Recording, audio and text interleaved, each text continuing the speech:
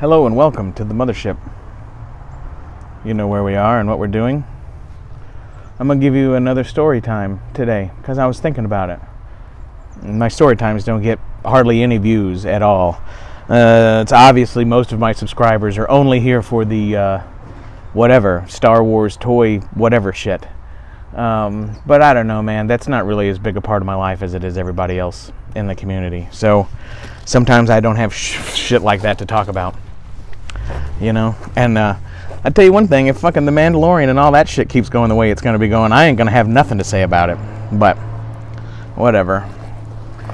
I want to tell you a quick, I don't know how quick this will be, but I've told you all about my friend Tony Jensen, Higgy Diggy, and his nephew. I just told you a story about his nephew, Dickadoo, Richard.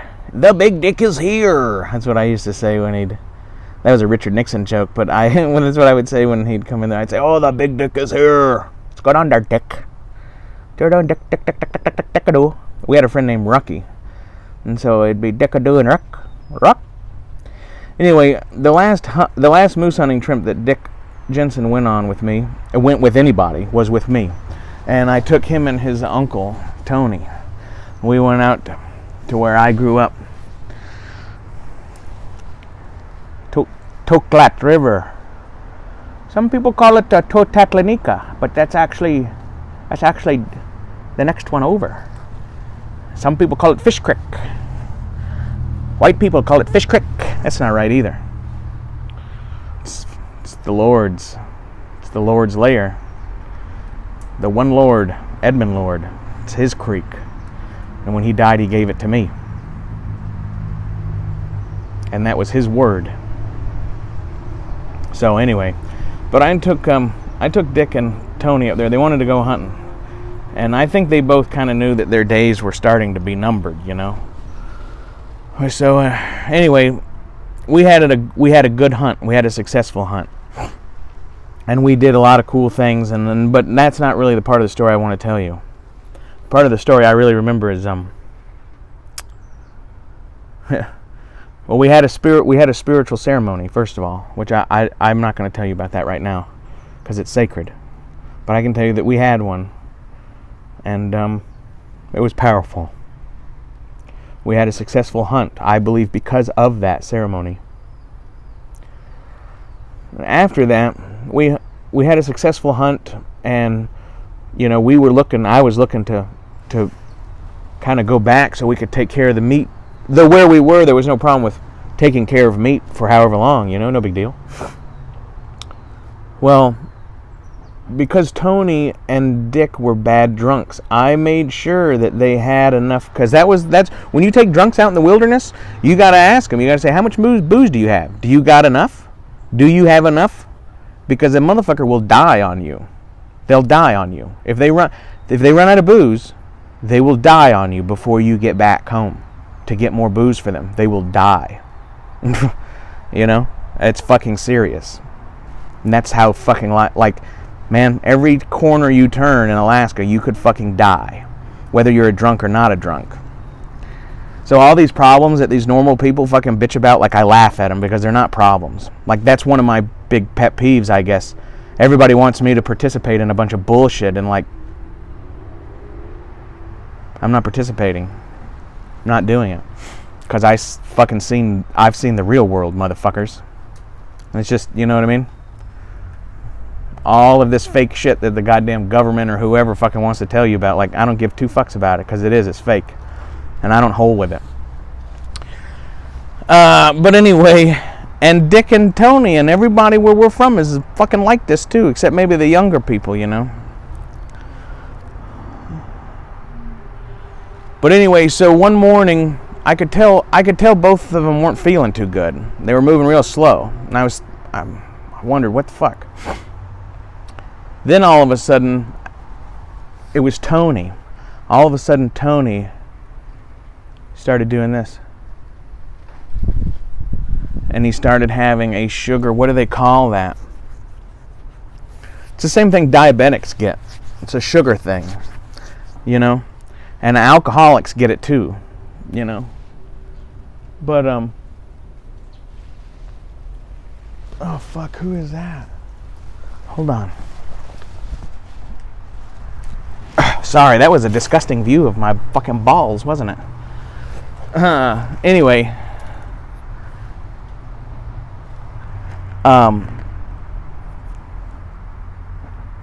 So, Tony started fucking going into a detox, a sugar detox, which is one of the first things that happens when you, because it's the sugar. It's the sugar more than the alcohol that kills motherfuckers. When people say they died from drinking or they died from, it's really the sugar that's killing these, especially natives. Alaska natives have only been out of the Stone Age for 200 years. Sugar is nothing that has ever been in their diet. Never, ever in the history of the world. And even Western white people have only been doing it for, 400 years or something? And like, you have to evolve to digest it. And you know what I mean? And fucking natives can't digest sugar the way that other people can. It's the same reason that Easterners have longer intestines, because they eat rice, right? Rice is harder to digest and harder to break down. So cultures in the East who eat rice and not wheat, you know that those people have evolved to have longer intestines than Western cultures who eat wheat-based products, breads and grains. You know, rice is different. But so anyway, what had happened is they had run out of booze, and they were scared to tell me because they didn't want to harsh my buzz. And Dick was able to tell me what the deal was, and Tony had went catatonic. Tony's eyes were rolled in the back of his head, and he was dying. He was dying. And because I rolled with drunks my whole life and I know what I'm doing, I ran to the toolbox in my boat. And in the toolbox in my boat, I carried from the fucking general store that I usually bought on credit a giant brick of semi-sweet Baker's chocolate. And if you're fucking out in the wilderness, you should keep some chocolate on you, because it is a survival tool. It's a survival tool. People don't understand that. Chocolate is a fucking drug. And if you use correctly, you don't need methamphetamines, that they gave fucking my Uncle Barry Scott during fucking Vietnam to fucking sit in his own shit for fucking days to kill somebody. Like, motherfucker, if you were raised native, you don't need a lot of that shit. Because all those chemicals and all that power is already in your brain. It's already there. All the chemicals you get high on, you make them right there, motherfucker. You don't need to buy it from somebody. You just need to tell yourself to use it. But so anyway, I don't know what the fuck. But anyway, so look, I had to put Tony in the boat. And I had to I took all the meat, and I took Tony, and I took Higgins, and I left almost all of our shit there. Because I had to get these boys back to the fucking village where they could get some booze in them, because they were going to die. It was probably like a 2.5-3 hour boat ride downstream from where we were to the village. Taking all the shortcuts, and fucking driving. Seriously driving. Fucking, you know what I mean? Taking all the straights, never going around corners and shit. Fucking, right? The straightest place between 2 points is a straight line. Well, your river don't do that. So you got to know the river and how to hunt those straight lines. So anyway, by the time we got fucking a quarter of the way back to the village, fucking Dick had went catatonic. Okay, so now I have 2 grown men detoxing in the bottom of my boat with their eyes rolled in the back of their head. They're in fetal positions in the bottom of my boat, and they're shaking themselves to death.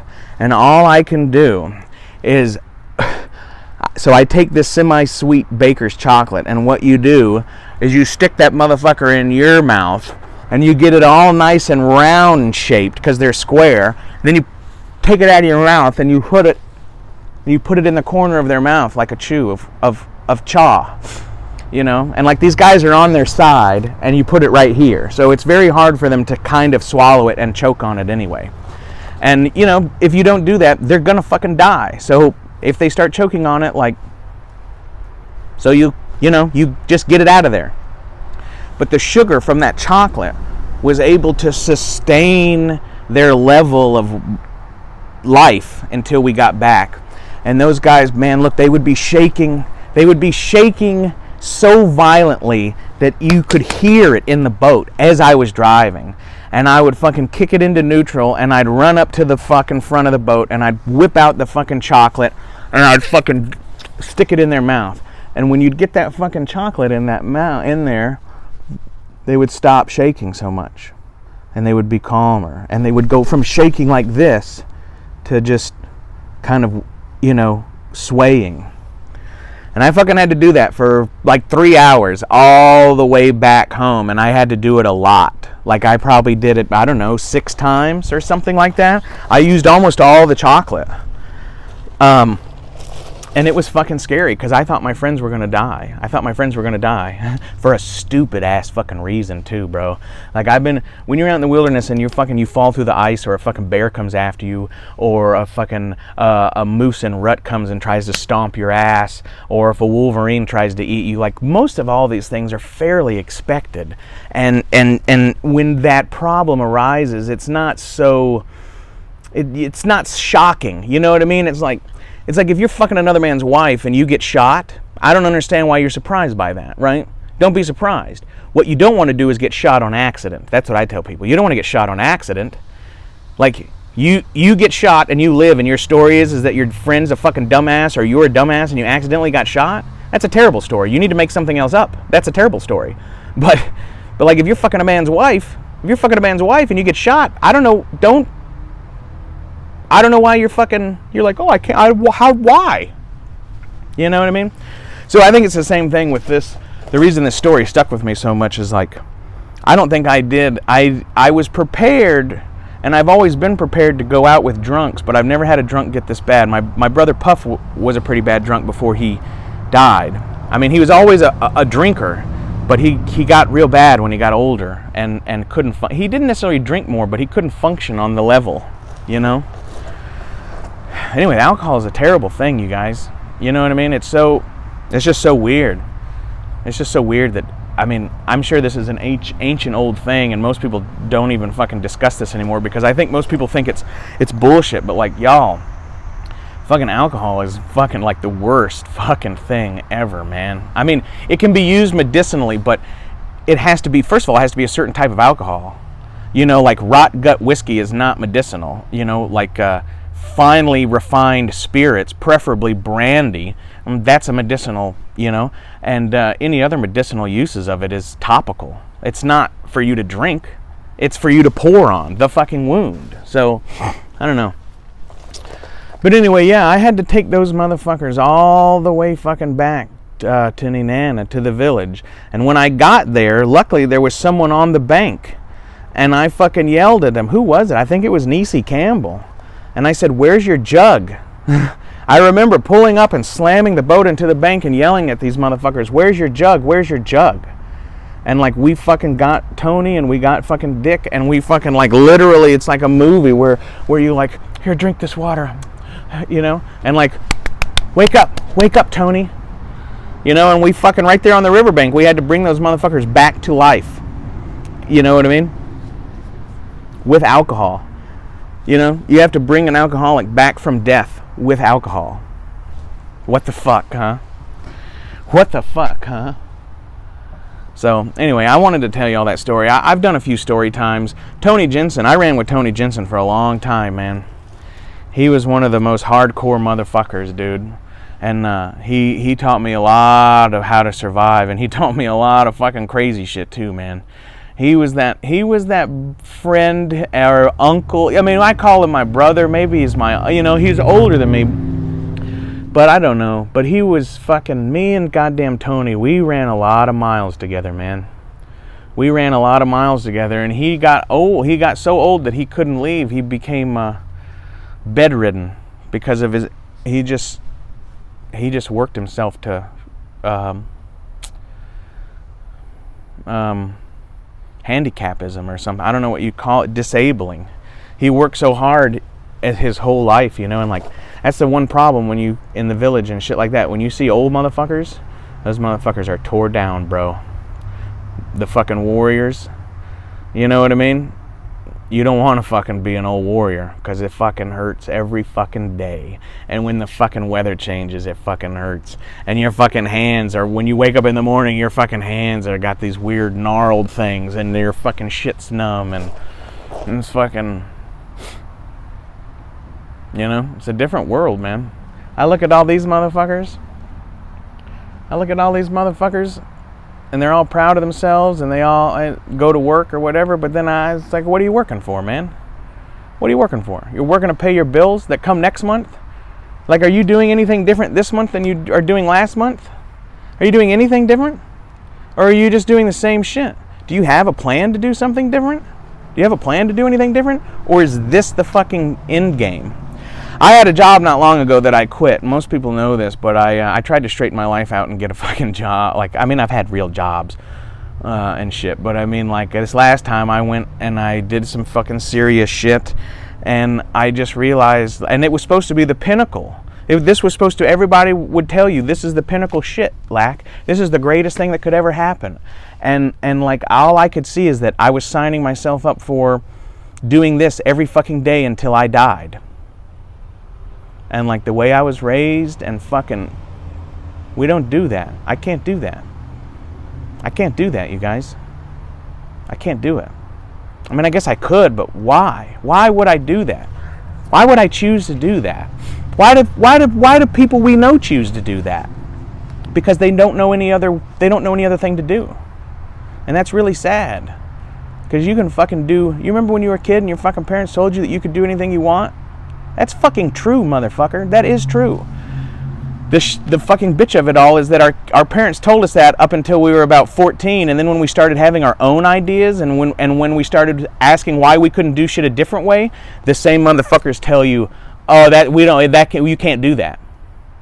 So I mean, I blame some of the not all the older people, but I blame some of the older people out here, because like, they're not being very good role models. You know, go downtown in Pensacola and look at all the 50, 60-year-old fucking pieces of shit, you know, that are just like throwing their garbage on the road, and fucking just awful people. They're just terrible people. You know, like in my village, like, you don't spit on the sidewalk where I'm from. Somebody will say something. If you're saying, if I'm looking in the camera and I'm pretending that this camera is a different person and we're speaking and we're talking, if I'm even chewing tobacco, you would walk over here where nobody's going to step in it, and you would spit your shit. Like, people, that's how people are where I'm from. You go over there and you don't spit on the sidewalk. You don't shit in the trail. You know, it's just like, it's common sense. And I'm very afraid that most all of these fucking people, not all of them, not everybody, of course, but like, motherfuckers, the goddamn majority of these sons of bitches around here, they don't even know not to shit in the trail. Are you kidding me? Well, I'm gonna have to shave again. It's getting a little... Anyway, this has gone on long enough. I hope this was interesting or whatever. I'm gonna start fucking talking to the camera when I fucking feel like it, and if y'all don't want to watch it, I'm totally okay with that. But maybe one day when I'm dead and gone, somebody will watch this, and say, wow, that fucking Lack was a fucking weird motherfucker, or I don't even know. I'm waiting for somebody. That's not them. Come on, sons of bitches.